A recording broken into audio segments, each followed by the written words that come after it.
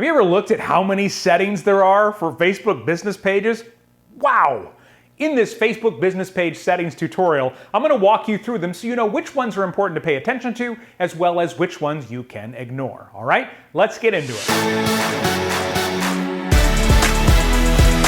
What's up, busy people? Welcome to 5-Minute Social Media, where we help business owners attract more paying clients using the world's simplest social media strategies. So if you want to grow your business faster with social media, take a second, hit subscribe, click that bell. That way you'll be notified each week when we release another helpful video.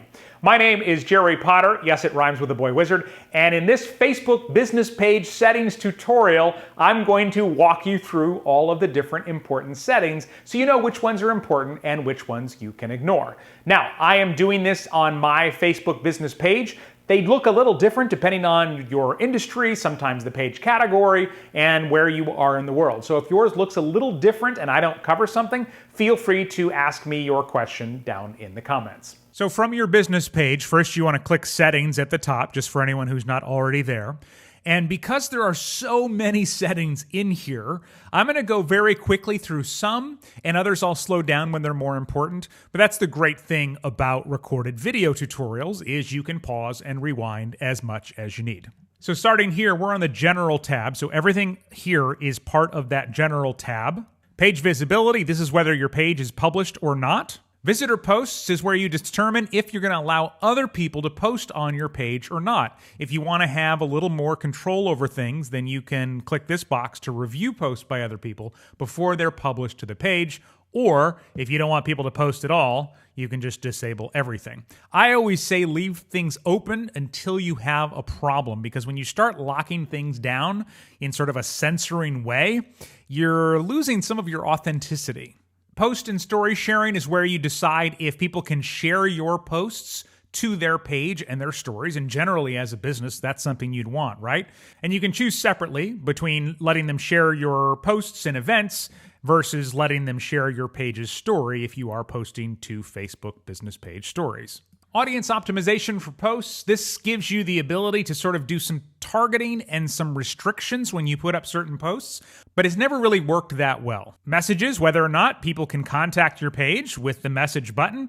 Generally, you're going to want to leave that turned on unless you're a page where you're not going to reply to messages. Better that people can't message you than that they can message you and then you don't reply. Tagging ability. This is whether or not people can tag your photos. So let's say you put up a photo of an event and somebody wanted to tag themselves or a friend in the photo, you'd want to turn that on. So I'm going to actually turn that on. This, again, in my mind, falls under the rules of don't overly restrict it unless it becomes a problem. Others tagging the page, this is checked by default. You probably want to leave it checked. The way I see it working is somebody says, looking for recommendations about something on Facebook. Then their best friend recommends your business. You want that friend to be able to tag your business page in their post. So I always leave this on. Right below that, if somebody shares an Instagram story where they mention your business on Instagram, and then when they share the story to Facebook, you want it to also link to your Facebook business page, check that. Now, this only applies if you have a business profile or a creator profile and it's linked to your business page.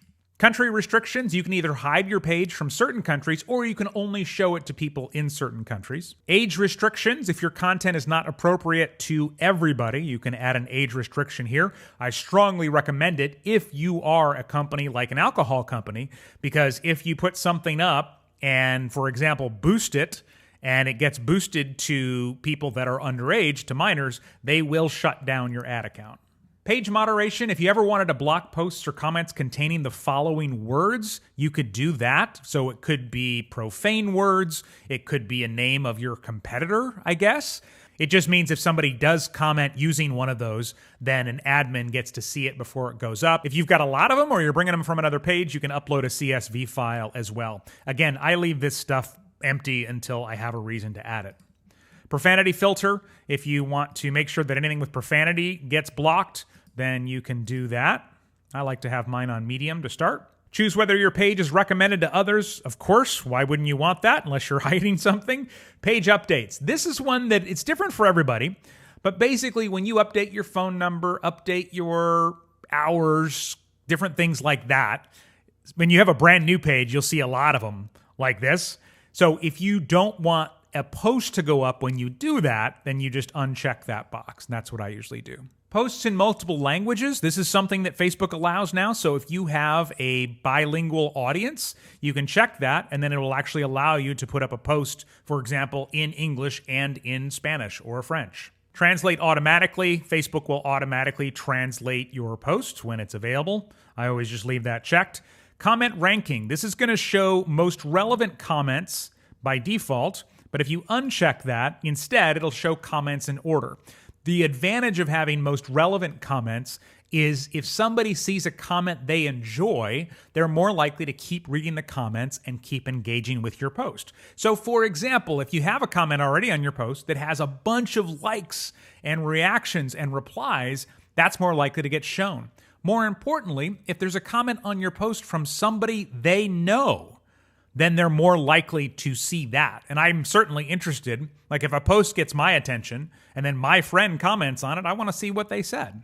So I always leave that checked. Content distribution, I don't know the full legal ramifications of this, but as a video creator who earns his living partially by paid videos, I always say prohibit downloading. You'll notice it was off by default. Download page. This is if you wanted to download everything that Facebook has from your page. Merging duplicate pages. This is basically a link to where if you had more than one business page and you're an admin on both of them and they have similar names, they'll let you merge them. And then if you want to remove or delete your page, it goes right down there. Back here at the top, next up is page info. This is the same information that's under your about page on the front, but you can also change it here. Messaging. First one is whether or not you want to be able to send messages by hitting return. So that's helpful if you send a lot of short, quick messages. But if you send longer messages, sometimes you want to be able to break them up into paragraphs. Below that is starting a messenger conversation. They used to have a frequently asked questions tool here, which is really neat. And I will show you what that looks like where they moved it to under automated responses. Below that, starting a messenger conversation, you can show a greeting. So I'm going to turn that on. And then there's a default one there. Basically, you can have a greeting when somebody goes to message you on your page. So the default says hi and then the name. Thanks for getting in touch with us on Messenger. Please send us any questions you may have. So this can be whatever you want. And then personalization, that's where the name is there. So you could have first name, last name, full name, Facebook page link, or website. So for mine, first, I'm going to not have the full name because I feel like that's kind of awkward. Hello, Jerry Potter. So I'm going to have hi, first name by itself. And then you want to make sure you get the spacing right there. So I'm going to take out that space before the exclamation point. Then I'm going to say, feel free to learn more on our website. I'll go with that, put that personalization in there. So it's pulling it right from your information on your page. And feel free to send any questions here. So once I've got it the way I want it, I go ahead and hit save. Next up, set up automated responses. This is also in the same place as what we skipped above, and I will come back to that. And then finally, if you have a lot of different people on your team responding in Messenger, you can turn this on. And then even though it's the company messaging, they can also see who the person is that's messaging. Next up on the left is templates and tabs. And I've got a full tutorial about this that I've linked to in the description of this video. But basically, this is where you choose your page type. And the one thing I want to show you for sure in here is down below, you can put things in any order that you want, and this is how they show up on your page. So you can see I have reviews, posts, videos. You see here on my menu, reviews, posts, videos. So you can drag and drop these in the order that you want them. You can also turn certain ones off. For example, if I didn't want to show reviews, I can turn off my reviews right there. You can't turn off everything. Some of them are required, but certain ones you can turn off. Event ticketing, if you use Eventbrite for events, you can do some stuff there. I'm not going to go into that in this video. Notifications. It can be overwhelming how many notifications you can get if you have an active page. Like, hey, active page, good thing. Too many notifications, stressful and overwhelming. So the main ones that I set up, I don't want text messages for notifications. I don't want to get an email every time there is activity on my page. I just want to get a notification here. And then I turn off new likes on page post, new followers of page, and new shares on page posts. The rest of them I leave on because I think those are important. But the fewer notifications you can get and still keep up with your page, the better. Advanced messaging, if you had a messenger bot or some advanced customer service features through third-party tools, this is where those would be set up. Facebook badges, you can turn them on. I don't really use them, but this is a new page I'm optimizing, so why not? I'll turn them on. I have talked to people that do engage, and they keep engaging because they like having this top fan badge. So anything that helps people engage more is just fine with me. Page roles is where you add and remove admins and other roles. The one thing I want to mention here, don't ever make anybody else an admin unless you trust them implicitly. Because if they are an admin, they can remove you and kick you off your own page, and you will have a really hard time getting your page back. So just make anyone an editor unless you trust them 100%. That being said, I do suggest getting somebody else to be an admin on every business page, even if it's your significant other or your mom or somebody. That way, for some reason, if your profile ever got compromised, shut down, anything like that, they could still add you back in. People and other pages, this is where you see the people that like your page as well as other pages. This is also where you can block people if you need to. So you could ban them from the page right here if, unfortunately, you had to do that for some reason. So I checked the box and I did that. I've got a whole tutorial about how to block people from Facebook business pages, and I've linked to that down in the description as well. Preferred page audience, as you can see, is not even a thing anymore. This is just in case you're advertising for potentially controversial things. You have to go through a few more steps in Facebook Business Manager, not really part of what we're doing here. Branded content actually takes you to an external link, and that's where influencers set up deals with companies. Instagram, this is one that you might use. It's really tricky sometimes to connect your Instagram account to your Facebook business page from Instagram. It's a really buggy process, but if you do it from the Facebook side, it almost always works. WhatsApp, if you use WhatsApp for your business, you can connect it there. If you have liked other pages as your business page, you can then add featured likes and they'll be displayed on your page. So for example, a business partner, another company, or another brand you might own, you could do that here. Cross-posting is where you can actually share videos with other pages. So for example, if you had a video that was relevant to two different pages, you could post it on both pages and the views would be cumulative. So if each page got 500 views, it would show 1,000 views. Page support inbox is just where Facebook will get back to you if you contact them with a problem. Page management history is just what it says. But I do want to show you those automated responses that we talked about. Remember, we saw this when we were under messaging settings. Go to automated responses. You can also get here by clicking inbox at the top of your business page and then automated responses here on the left. So let me show you this because there's some really great stuff that you can have in here. So an away message you can have. So if somebody sends you a message and you don't respond very quickly, you can actually have an away message that might say, hey, I respond to messages between 9 and 5. If it's outside of those hours, someone will get back to you within one business day. Or, hey, we're not very responsive to messages here, but feel free to call us if you have an urgent question, or email us at this email.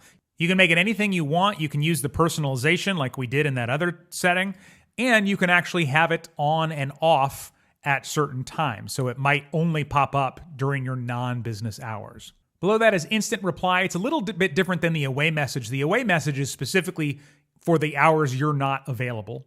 The instant reply is a greeting everybody would get.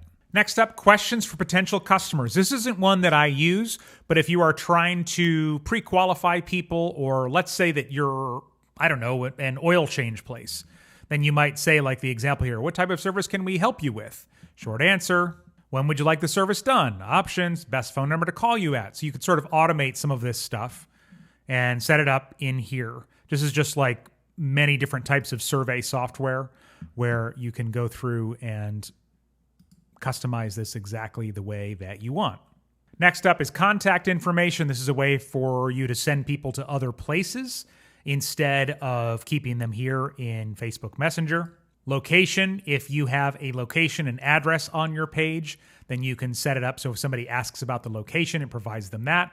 Frequently asked questions. This is one that I like. I don't have this set up here on my new page yet, but let me jump over to my old page and show you.